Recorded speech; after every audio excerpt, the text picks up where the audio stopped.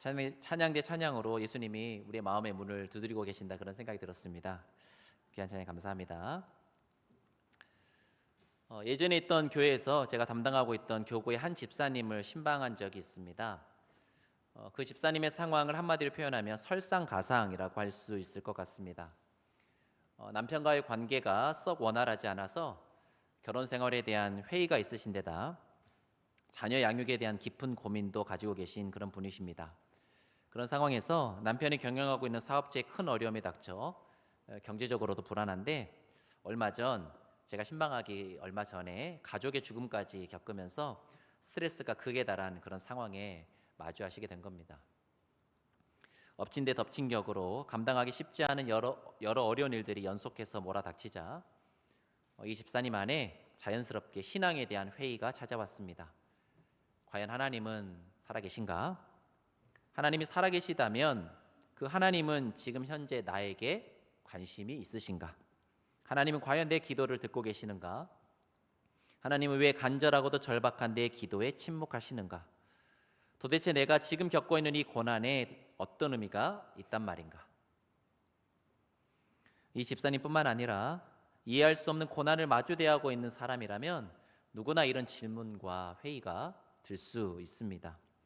이해할 수 없는 고난은 마치 풀리지 않는 숙제 마냥 우리를 힘들게 합니다. 오늘 본문에서도 우리는 풀리지 않는 인생의 숙제 앞에 선 한 사람을 만나게 되는데요.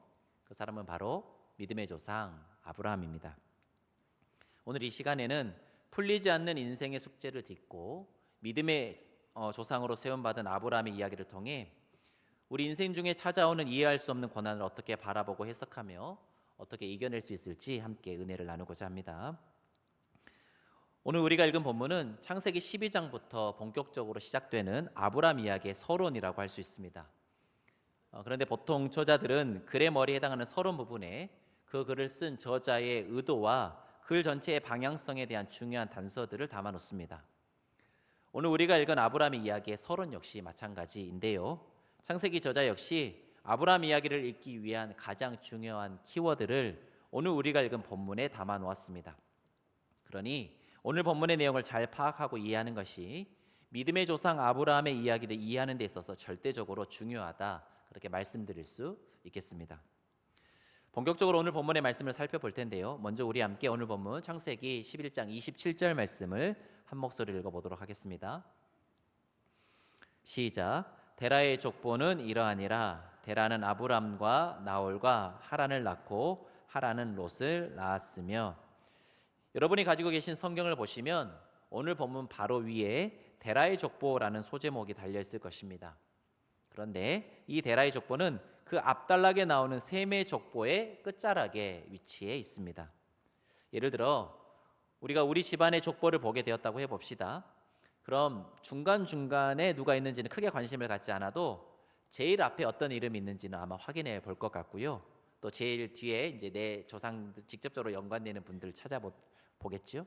마찬가지로 셈의 족보를 찾아볼 때도 셈의 족보 제일 끝자락에 있는 데라의 족보로 아브라함의 이야기를 도입하고 있다라는 것은 그 족보 제일 앞부분을 살펴보라는 저자의 의도가 거기에 담겨 있습니다. 즉 아브라함의 이야기를 이해하기 위해서는 그 앞에 자리 잡고 있는 거대한 스토리, 셈의 족보로 상징되는 거대한 스토리, 또 셈의 족보 이전에 어떤 이야기가 있었는지를 살펴봐야 한다라고 하는 저자의 의도가 이 족보 단락에 담겨 있는 것입니다.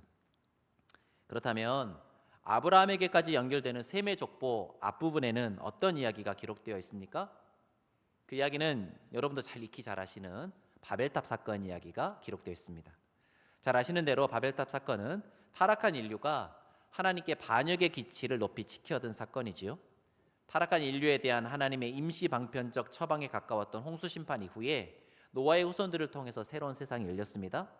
하지만 바벨탑 사건은 죄의 문제를 해결하지 못한 인간 문명의 결국이 하나님께 대한 반역일 수밖에 없음을 적나라하게 보여준 사건이었습니다. 창세기 저자는 창세기 12장 아브라함의 등장 바로 전에 창세기 11장 바벨탑 사건을 배치함으로써 창세기 3장 이후 하나님을 떠난 인류의 실존이 바벨탑적 반역과 타락이라고 결론 짓고 있습니다. 한마디로 바벨탑 사건은 죄로 물든 인류에게 아무런 소망이 없음을 보여준 그런 사건이었던 것입니다.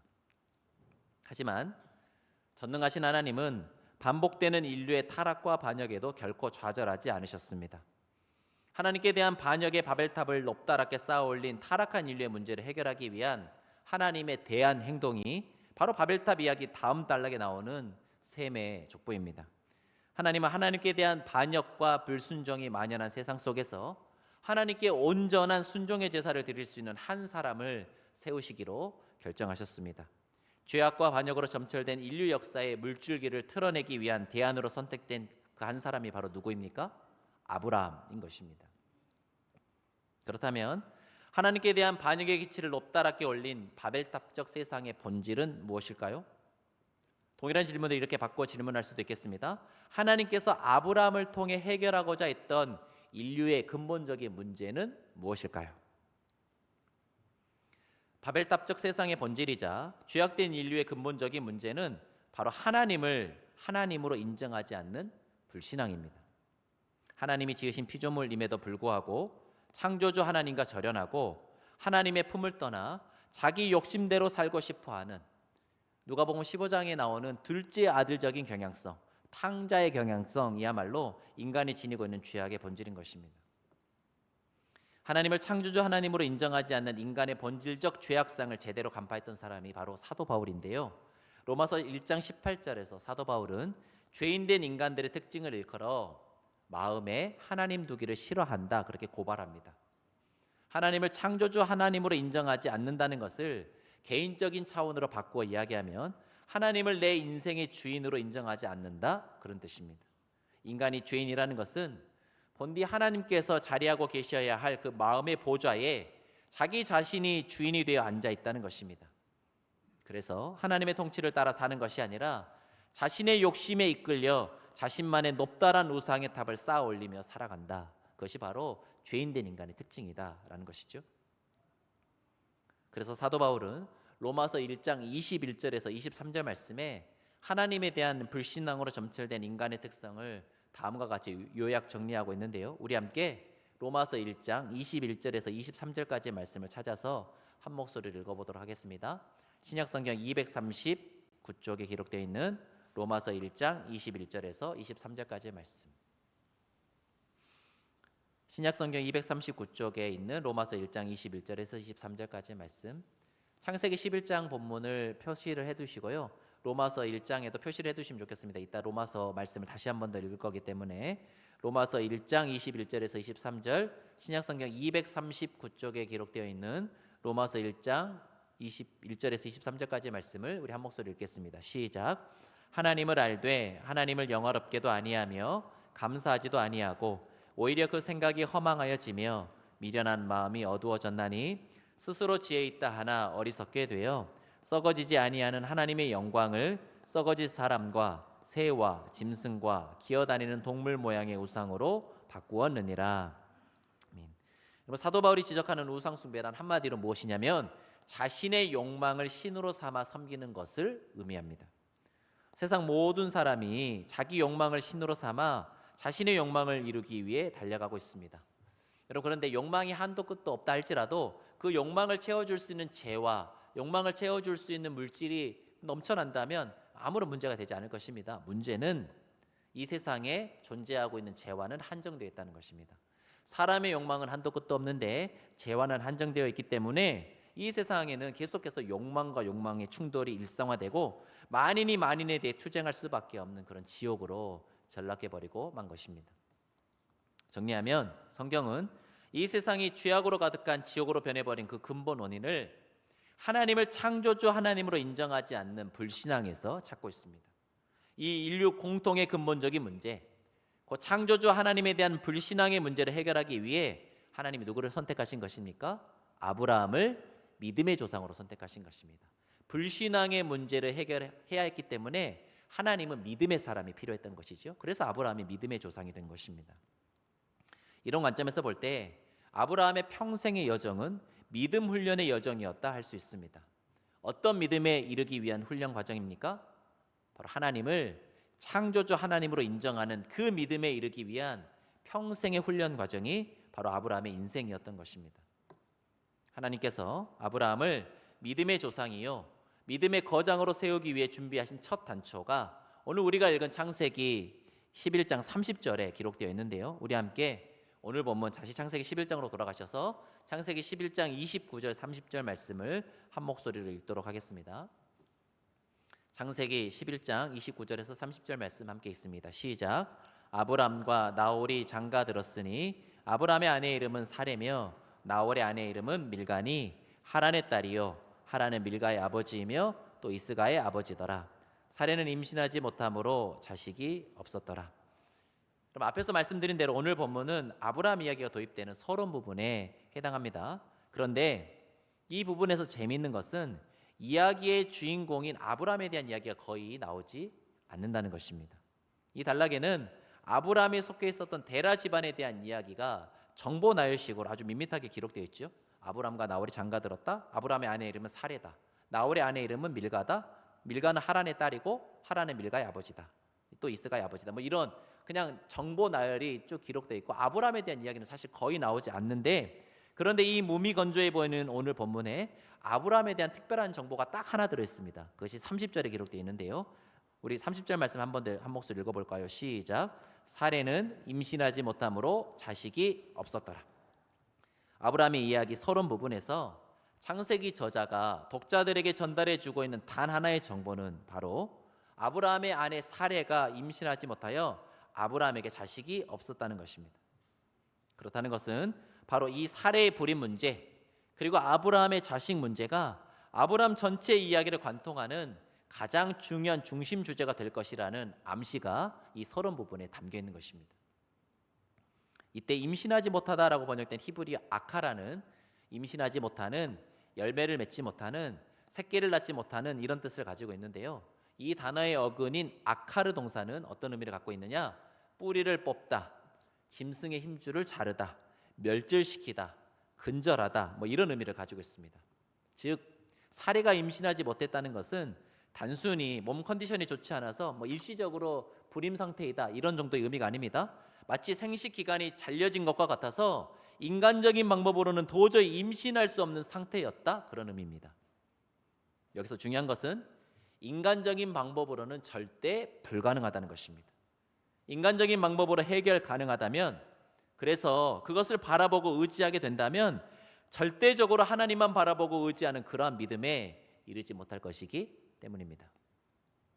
아브라함이 하나님의 말씀을 붙들고 가나안 땅으로 이주한 나이가 75세였습니다. 그 나이도 자녀를 낳기에는 상당히 많은 나이지요. 그런데 가나안 땅 도착한 지 10년이 지났는데도 여전히 자식에 대한 소식이 없었습니다. 자신의 나이가 85세쯤 되자 아브라함의 마음 가운데 조급함이 돋았습니다. 이미 자기 몸은 꺼져가고 있는데 하나님이 약속하신 자녀는 태어날 기미가 보이지 않았던 것이죠. 그래서 아브라함은 하나님의 방법이 아닌 자신의 인간적인 방법으로 아들 이스마엘을 얻습니다. 하지만 안타깝게도 이스마엘은 하나님이 말씀하신 약속의 자녀일 수 없었습니다. 하나님의 뜻, 하나님의 계획, 하나님의 방법이 아닌 인간의 뜻, 인간의 계획, 인간의 방법으로 태어난 아들이었기 때문입니다. 아브라함은 평생 그토록 바라던 아들을 얻었지만 그가 수료해야 할 믿음 학교의 여정은 한 걸음 더 뒤로 퇴보하고 말았습니다. 이스마엘을 얻고 난 뒤에도 13년이라는 시간이 속절없이 흘러 아브라함의 나이 100세를 바라보게 되었습니다.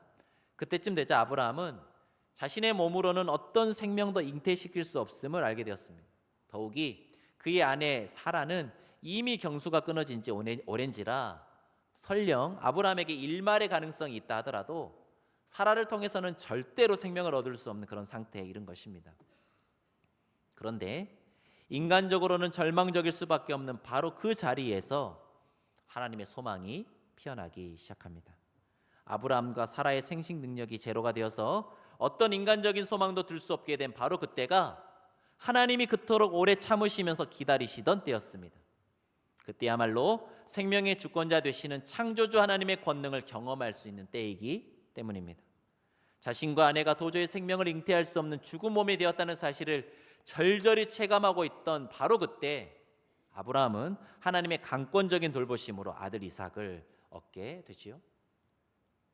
로마서 4장에서 바울은 아브라함이 100세의 아들 얻은 사건을 그의 믿음과 결부시키고 있는데요. 우리 함께 로마서 4장 17절에서 22절까지의 말씀 찾아서 한 목소리를 읽어보도록 하겠습니다. 신약성경 244쪽에 기록되어 있는 로마서 4장 17절에서 22절까지의 말씀. 로마서 4장 17절에서 22절, 신약성경 244쪽에 기록되어 있는 로마서 4장 17절에서 22절까지의 말씀을 한 목소리 읽어보도록 하겠습니다. 시작. 기록된 바 내가 너를 많은 민족의 조상으로 세웠다 하심과 같으니 그가 믿은 바 하나님은 죽은 자를 살리시며 없는 것을 있는 것으로 부르시는 이시니라. 아브라함이 바랄 수 없는 중에 바라고 믿었으니 이는 내 후손이 이 같으리라 하신 말씀대로 많은 민족의 조상이 되게 하려 하심이라. 그가 100세나 되어 자기 몸이 죽은 것 같고 사라의 태가 죽은 것 같음을 알고도 믿음이 약하여지지 아니하고 믿음이 없어 하나님의 약속을 의심하지 않고 믿음으로 견고하여져서 하나님께 영광을 돌리며 약속하신 그것을 또한 능히 이루실 줄을 확신하였으니 그러므로 그것이 그에게 의로 여겨졌느니라. 아멘. 방금 읽은 말씀 중에 19절 말씀을 보시면 아브라함이 100세나 되어 자기 몸이 죽은 것 같고 사라의 태가 죽은 것 같음을 알았다, 그렇게 기록하고 있지요. 여러분, 개역개정 번역으로는 죽은 것 같고라고 번역되어 있습니다만 헬라어 원문에는 같다라는 말이 없습니다. 그냥 죽었고입니다. 물론 아브라함과 사라의 생물학적 수명이 끊어진 것은 아니지만 적어도 생명을 생산해내는 생식적인 측면에서는 죽은 것이나 다름없는 몸이었기에 바울은 아브라함의 몸과 사라의 태가 죽었다, 그렇게 기술한 것입니다. 그런데 그렇게 완전히 죽어버린 몸에 생명의 역사를 일으키신 분이 누구십니까? 17절 중간 부분부터 보시면 아브라함이 믿은 하나님에 대해서 이렇게 소개하고 있는데 그가 믿은 바 하나님은 죽은 자를 살리시며 없는 것을 있는 것으로 부르시는 이시니라. 자, 그러니까 아브라함은 하나님을 어떤 분으로 믿었다는 것입니까? 죽은 자를 살리실 수 있는 분, 없는 것에서 있는 것, 무에서 유를 이끌어내실 수 있는 분. 여러분, 죽은 자를 살리실 수 있고 무에서 유를 이끌어내실 수 있는 분은 누구십니까? 창조주 하나님. 온 세상을 창조하시고 생명을 창조하신 창조주 하나님만이 죽은 생명을 살려내실 수 있고 없는 것에서 있는 것을 이끌어내실 수 있는 것이죠. 그러니 아브라함은 자신을 부르신 하나님이 창조주이심을 믿었다는 것입니다. 22절 말씀 보니 아브라함이 바로 이 믿음, 곧 하나님을 창조주 하나님으로 인정하는 그 믿음으로 의롭다 하심을 얻었다, 그렇게 기록하고 있습니다. 사랑하는 성도 여러분, 하나님께서 우리를 의롭다 여겨주시는 유일한 믿음은 하나님을 창조주 하나님으로 인정하는 믿음입니다. 하나님을 창조주로 인정한다는 것은 하나님을 온 우주의 주인으로 인정한다는 것입니다. 하나님이 온 우주의 주인이시라는 것은 그 우주 속 피조물된 내 삶의 주인 또한 누구시라는 것입니까? 하나님이시라는 것입니다. 곧 하나님을 내 삶의 주인으로 인정하는 그 믿음, 하나님이 내 삶의 주인이시기에 하나님의 말씀에 전적으로 순종하는 그 믿음, 그 믿음을 통해서만 하나님께 의롭다 하심을 받을 수 있는 것입니다.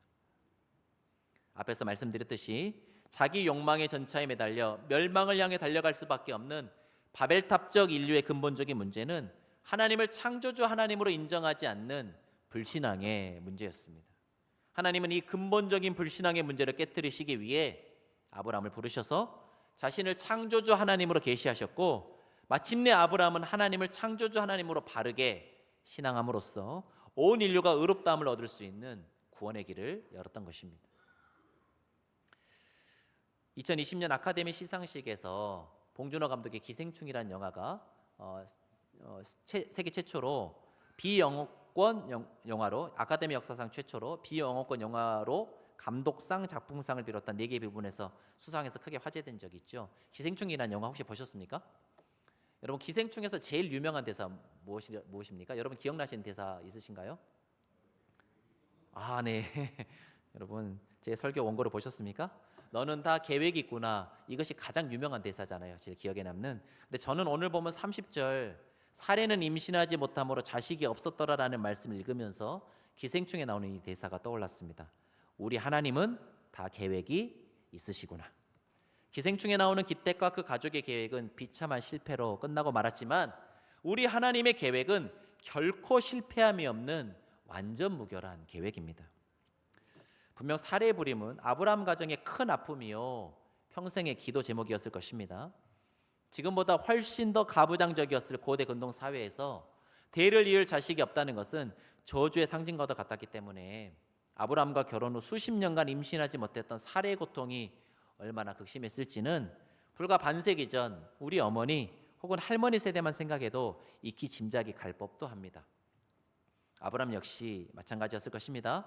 하나님께서 친히 아브라함에게 그 자손을 하늘의 별과 같이 바다의 모래, 땅의 모래와 같이 번성케 하시겠다 그렇게 약속하셨는데 자신의 생식 능력이 완전히 끊어질 때까지 아브라함은 자녀를 보지 못했습니다. 그러니 아브라함이 얼마나 많은 번민의 밤을 보냈겠습니까? 하나님의 약속과 아내의 불임이 정면으로 충돌하니 아브라함 입장에서는 도무지 이해할 수 없는 긴 고통의 시간을 감수하고 또 감내해야 했을 것입니다. 하지만 평생의 고통과 번민의 원인이었던 사례의 불임은 아브라함을 참된 믿음에 이르게 하기 위한 하나님의 큰 계획의 밑그림이었습니다. 사례의 불임이 있었기에 아브라함은 오직 하나님만을 의지할 수 있었습니다. 사례의 불임이 있었기에 아브라함은 하나님을 창조주 하나님으로 바르게 신앙할 수 있게 되었습니다. 인간적인 모든 소망이 끊어진 바로 그 자리에서 아브라함은 살아 역사하시는 창조주 하나님의 권능을 목도하게 되었고 틀어진 인류 역사의 물줄기를 바로잡을 수 있는 참 믿음에 이를 수 있게 되었던 것입니다. 사랑하는 성도 여러분, 누구나 살아가다 보면 긴 고난의 터널을 통과할 때가 있습니다. 언제나 승승장구하며 늘 탄탄대로를 걷는 그런 인생은 아무도 없습니다. 문제는 우리에게 닥친 그 고난이 이해되지 않고 잘 해석되지 않을 때가 있다는 것입니다. 아무리 힘든 고난의 시간이라 할지라도 그 고난이 해석이 되고 그 시간에 의미가 부여되면 버틸만 하고 견딜만 합니다. 하지만 이해조차 할 수 없는 고난의 시간은 우리의 마음을 힘겹게 만들고 지치게 만들지요. 그럴 때 우리에게 필요한 것이 바로 믿음입니다. 비록 내 작은 머리로는 다 이해할 수 없다 할지라도 살아 역사하시는 하나님, 온 우주 만물을 창조하시고 섭리하시는 창조주 하나님, 그 하나님께서 내 삶을 붙들고 계시고 내 삶을 통해 당신의 계획을 이루어가고 계심을 믿음으로 붙들 때 우리는 우리에게 닥쳐온 이해할 수 없는 고난 중에도 좌절하거나 낙심하지 않고 그 고난의 시간들을 잘 견디고 이겨낼 수 있게 되는 것입니다. 믿음의 관점으로 볼 수 있다면 우리에게 주어진 모든 상황이 우리에게 유익으로 탈바꿈됨을 경험하게 됩니다. 특히 고난은 더더욱 그렇습니다. 사례의 부림을 통해 아브라함의 창조주 하나님에 대한 바른 믿음에 이르렀던 것처럼 우리에게 닥친 고난은 우리로 하여금 하나님을 더 붙들게 하고 하나님을 더 의지하게 하며 흐트러졌던 우리의 마음과 생각을 하나님의 뜻에 다시금 정조준하게 합니다. 시편 119편의 저자는 이렇게 고백했죠. 고난당하는 것이 내게 유익이라. 내가 이로써 하나님의 율례를 더욱 지키게 되었다. 그렇게 고백하지 않습니까? 사도 바울은 로마서 8장 28절에서 하나님을 사랑하는 자 곧 그의 뜻대로 부르심을 입은 자들에게는 모든 것이 합력하여 선을 이룬다 고백하고 있습니다. 우리에게 닥친 어떤 상황도 하나님의 장중을 벗어난 상황은 없습니다.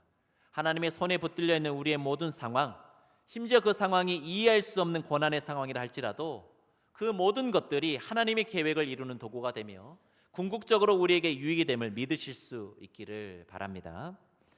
설교 서두에 언급했던 집사님이 저에게 던지셨던 질문과 그 집사님께 드렸던 제 답변을 함께 나눈 뒤에 설교를 가름할까 합니다. 한꺼번에 몰아닥쳐 겹겹이 쌓여있는 고난의 틈바구니 속에서 그 집사님은 기독교 신앙이라는 게 무엇일까 하는 의문이 드셨답니다. 그 집사님 표현에 따르면 자신이 예수님 믿기 전에는 오히려 그렇게 큰 어려움 겪지 않으면서 나름 부유하고 풍족하게 살았는데 예수님 믿고 난 뒤 오히려 감당하기 쉽지 않은 고난들이 닥치고 가세도 기울고 관계도 어그러지고 그러셨답니다. 이른바 예수님 믿고 난 뒤 복 받았다, 잘 되었다 뭐 이래야지 자신도 신앙적으로 납득이 되고 주변에 믿지 않는 사람들 보기에도 기독교 신앙이 매력적으로 보일 텐데 지금 자기 모습을 보면 어느 누가 예수님 믿고 싶겠는가 이런 생각이 든다는 것이죠. 인생의 깊은 질고가 담겨있는 그 쉽지 않은 질문 앞에서 조심스럽게 그 집사님께 제 나름의 이런 대답을 드렸습니다. 집사님, 제가 집사님의 힘들고 어려운 상황을 모르지 않은지라 집사님이 납득할 수 있는 충분한 답변을 드릴 자신은 없습니다. 하지만 집사님, 저는 진짜 기독교 신앙은 성공을 통해 입증되는 것이 아니라 오히려 고난 중에 입증되는 것이라고 생각합니다. 어느 인생도 오르막길만 있는 인생은 없으며 내리막길만 있는 인생도 없습니다. 형통할 때, 승승장구할 때, 성공 가도를 달릴 때는 굳이 기독교 신앙이 아니어도 그 시간을 보내는 것이 어렵지 않습니다. 하지만 기독교 신앙의 진가는 그 형통의 시간이 지나갔을 때, 고난이 찾아왔을 때, 실패와 좌절을 맛보았을 때 그곳에서 오히려 찬란하게 빛이 나는 것입니다. 저 사람은 어떻게 저런 고통의 순간에도 좌절하지 않을 수 있지? 저 사람은 어떻게 저 힘든 순간에도 저렇게 웃을 수 있지? 온갖 불행의 조건이 저 사람에게 밀어닥쳤는데 저 사람은 어떻게 그 최악의 조건 속에서도 감사와 행복의 제목들을 찾아낼 수 있지? 그런 그들의 질문 앞에 저는 하나님을 믿고 있기 때문입니다. 제가 믿는 하나님께서 견딜 수 있는 힘을 주시기 때문입니다. 이 고난을 통해 하나님이 저를 연단시키시고 단련시키셔서 저를 더 온전한 사람으로 빚어가실 것을 제가 믿기 때문입니다 라고 대답할 수 있는 사람들을 통해 진짜 기독교 신앙의 정수가 드러난다고 저는 그렇게 믿습니다. 예수 믿고 잘 살게 되었다, 예수 믿고 성공하게 되었다, 이런 류의 간증들은 주변 사람들의 욕망을 자극하는 방식으로 기독교를 재생산합니다. 하지만 예수님을 믿기에 고난도 넉넉히 감당할 수 있었다, 더 나아가 예수님을 믿기 때문에 기꺼이 희생과 고난을 감수하고 감내하게 되었다는 간증이야말로 내 주변의 사람들에게 예수님 따르는 제자도가 무엇인지를 적확하게 보여주는 참 믿음의 간증이 될 줄로 믿습니다. 제 이러한 답변을 들으신 뒤에 그 집사님의 표정이 한층 더 밝아지셔서 얼마나 감사했는지 모릅니다. 말씀을 맺겠습니다. 평생을 도무지 이해할 수 없고 감당하기도 어려운 불임의 고통 속에 살았던 아브라함과 사라처럼 지금 이곳에도 이해할 수 없는 고난과 고통 한복판에 있는 분들도 계실 것입니다. 혹여 지금은 평탄한 길을 걷고 있다 할지라도 인생의 어느 순간에 예기치 않았던 고난의 시간이 우리를 엄습할 수도 있습니다. 하지만 사랑하는 성도 여러분, 반드시 기억하십시오. 우리 하나님은 다 계획이 있으십니다. 우리 하나님은 살아계셔서 역사하시는 전능하신 하나님이시기에 내가 이해할 수 없는 그 고난과 고통을 들어서 당신의 뜻과 당신의 계획을 이루는 결정적인 고리로 사용하실 것입니다.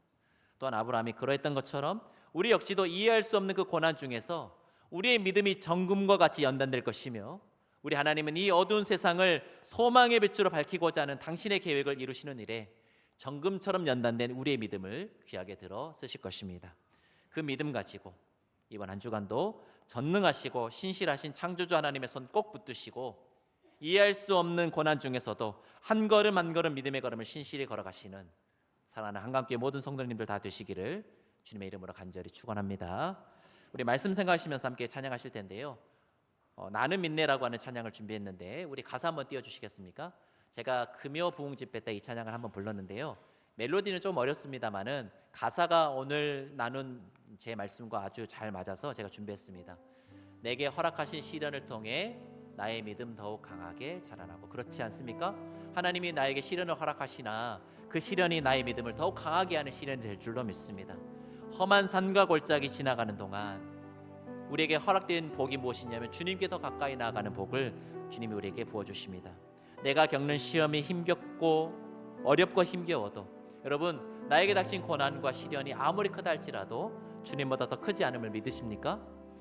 혹시 내 앞에 있는 바다가 너무 견고해 보이고 너무 커 보여서 그 바다가 혹여 갈라지지 않는다 할지라도 주님이 하실 수 있다면, 주님이 우리를 들어쓰신다면 그 바다 위로 나를 걷게 하셔서 그 어려운 시간을 이겨낼 수 있게 하실 것입니다. 그 다음 후렴 가사는 믿음의 고백이죠. 나는 믿네 주의 능력으로 내 삶 새롭게 되리라. 나는 믿네 주의 능력으로 담대히 나아가리라. 주와 함께 승리하리라. 날마다 믿음으로 나 살아가리라. 그런 믿음의 고백을 담아서 말씀 생각하시면서 가사 묵상하시면서 함께 찬양하겠습니다. 내게 허락하신 시련을 통해 나의 믿음 더욱 강하게 자라나고 험한 산과 골짜기 지나는 동안 주께 더 가까이 나를 이끄시. 내가 겪는 시험이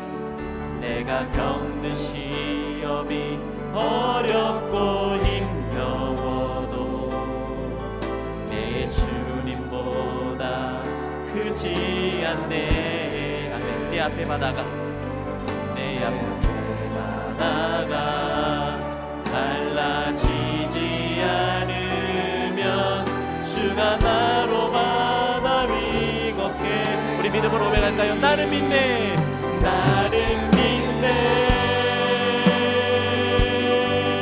주의 능력으로 내 삶 새롭게 되리.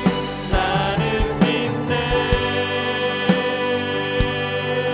주의 능력으로 담대히 나가리라. 주와 함께 싸워 승리하리라. 날마다 믿음으로 나 살아. 우리 한 번 더 고백할까요? 내게 허락하신 시련을 통해, 내게 허락하신 시련을 통해 나의 믿음 더욱 강하게 자라나고 험한 산과 골짜기 지나는 동안 주께 더 가까이 나를 이끄시. 내가 겪는 시험이 어렵고 힘겨워도 내 주님보다 크지 않네. 내 앞에 바다가 갈라지지 않으면 주가 나로 바다 위 걷게. 우리 믿음으로 고백합시다. 나는 믿네.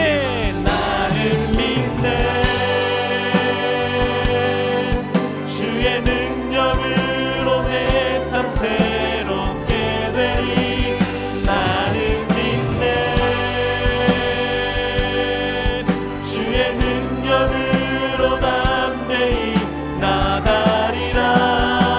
주와 함께 싸워 승리하리라. 날마다 믿음으로 나 살아. 두 손 들고 찬양할까요? 나는 믿네. 나는 믿네. 주의 능력으로 내 삶 새롭게 되리. 나는 믿네. 주의 능력으로 담대히 나가리라. 주와 함께 싸워 승리하리라. 날마다 믿음으로 나 살아가리. 말씀 생각하시면서 함께 기도하실 때, 지금 현재 깊은 고난의 터널을 지나가고 있는 분들 이 자리에 계시다면 이 고난이 잘 해석될 수 있게 해달라고, 이 고난에 담긴 하나님의 뜻이 무엇인지 잘 분별할 수 있게 해달라고, 그래서 이 고난을 넉넉히 이겨낼 수 있는 믿음 더해달라고, 힘과 지혜와 능력 부어주시라고 그렇게 기도하며 나아가도록 하겠습니다. 또 주변에 있는 분들 중에 육체적인 질병으로, 경제적인 어려움으로, 관계 깨어짐 등으로 고통 가운데 있는 고난의 터널을 지나가는 분들 계시다면 그분들이 그 어려움 잘 이겨내고 승리할 수 있게 해달라고, 생각나시는 분들 이름 불러가며 중보하는 시간 갖도록 하겠습니다. 말씀 생각하시면서 주님의 은혜를 간절히 구하시면서 주님의 이름 한번 부르고 합심하여 기도하도록 하겠습니다. 주여,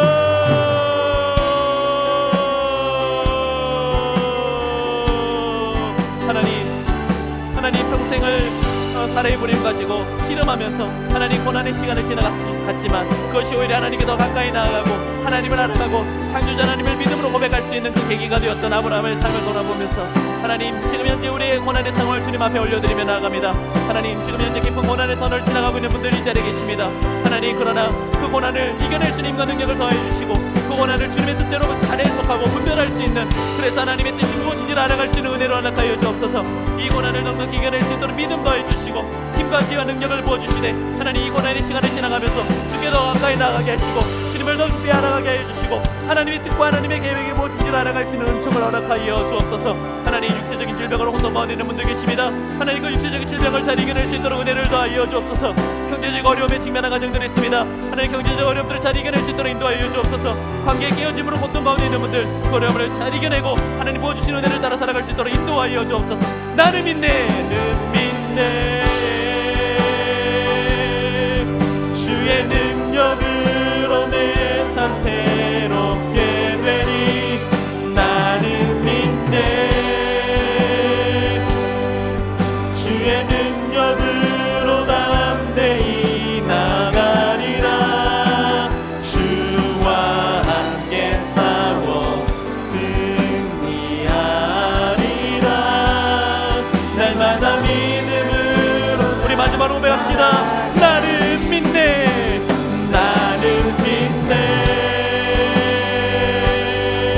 주의 능력으로 내 삶 새롭게 되리.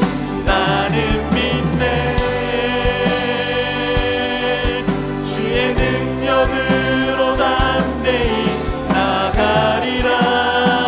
주와 함께 싸워 승리하리라.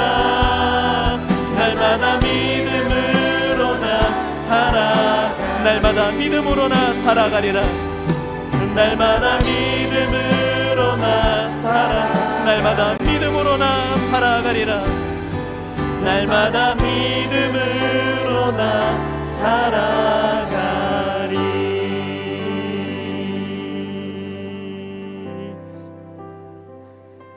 죽은 자를 살리시며 없는 것을 있는 것으로 부르시는 전능하신 창조주 하나님, 예수 그리스도의 십자가 죽으심과 부활을 통해 하나님의 창조주 되심을 우리에게 밝히 드러내시고 그 부활의 능력을 힘입어 새로운 생명 가운데 살아가게 하신 은혜에 감사와 찬양을 드립니다. 때로 우리 인생에 이해할 수 없는 고난이 몰려온다 할지라도, 어두운 밤길 같은 인생길을 한동안 더 걸어가야 한다 할지라도, 그 어둠과 그 고난 너머에 있는 하나님의 계획을 온전히 붙들고 신뢰함으로 오늘 우리에게 주어진 믿음의 걸음을 신실히 걸어가는 우리 모두가 되게 하여 주옵소서. 이 고난의 시간이 하나님께 더욱 가까이 나아가는 시간 되게 하여 주시고 하나님의 사람으로 더 온전히 연단되는 시간 되게 하셔서 더 풍성한 하나님의 복을 받아 누릴 수 있는 넉넉한 그릇으로 준비되는 은혜의 시간이 되게 하여 주옵소서. 감사와 찬양을 드리며 이제는 우리 주 예수 그리스도의 은혜와 우리의 창조주 되시는 아버지 하나님의 다함 없으신 사랑하심과 성령님의 감동, 감화, 위로, 교통하심이 때로 인생에서 마주치게 되는 깊은 고난 앞에서도 그 고난 너머에 있는 하나님의 신실하신 계획을 온전히 붙들고 의지하면서 더욱 믿음으로 살아갈 것을 다짐하는 사랑하는 한강교회 모든 성도님들 머리 위에, 그들의 가정과 일터 위에 이제로부터 영원까지 함께 하시길 간절히 축원하옵나이다. 아멘.